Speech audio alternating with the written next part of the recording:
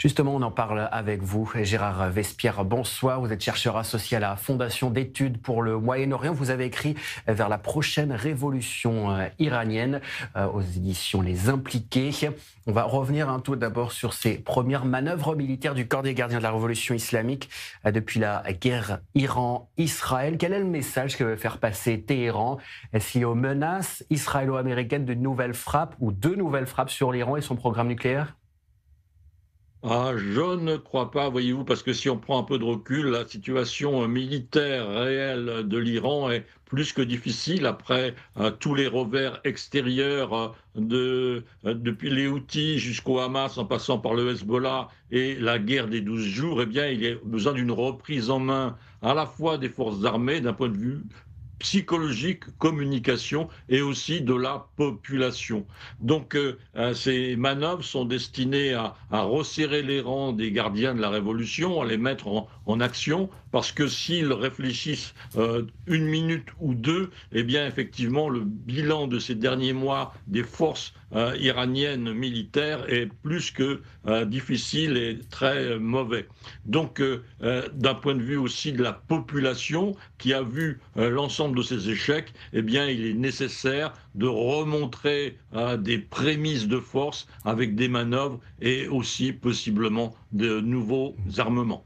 Alors, ces exercices ont été menés par la marine iranienne, plutôt épargnés par les frappes aériennes à l'échelle du pays lors du dernier conflit. Pourquoi n'avoir pas visé justement, plus spécifiquement, la marine iranienne en juin dernier, d'autant que certains des missiles ont été tirés sur Israël depuis les sous-marins?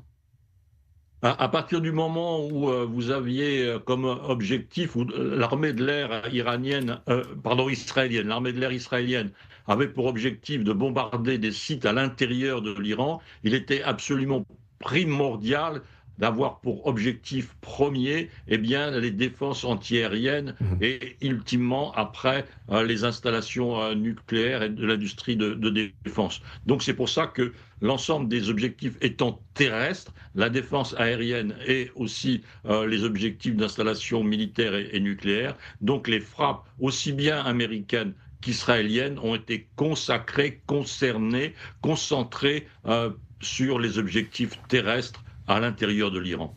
Alors l'Allemagne, la France ou encore le Royaume-Uni ont appelé le gouvernement de Téhéran à négocier afin d'éviter une nouvelle escalade militaire. Où en est-on en ce moment? Eh bien, écoutez, il y a des dates butoirs. La plus lointaine, c'est celle du 15 octobre, avec donc la date limite de retour des sanctions en cas de constatation donc du non-respect par l'Iran de l'accord nucléaire de 2015. Là, nous sommes au bout des 10 ans. Eh bien, effectivement, il y a la date du 31 août qui a été donnée par les puissances européennes pour arriver à un accord nouveau style, de façon à éviter ce retour des sanctions économiques qui mettrait l'Iran dans une situation plus que difficile étant donné l'état de l'inflation, du chômage, de la hausse des prix, des coupures d'électricité et du manque d'eau subi par la population iranienne. Gérard Vespierre, merci beaucoup d'avoir répondu aux questions d'i24 News ce soir. Je rappelle que vous avez écrit vers la prochaine révolution iranienne aux éditions Les Impliqués. Merci à vous et très bonne soirée.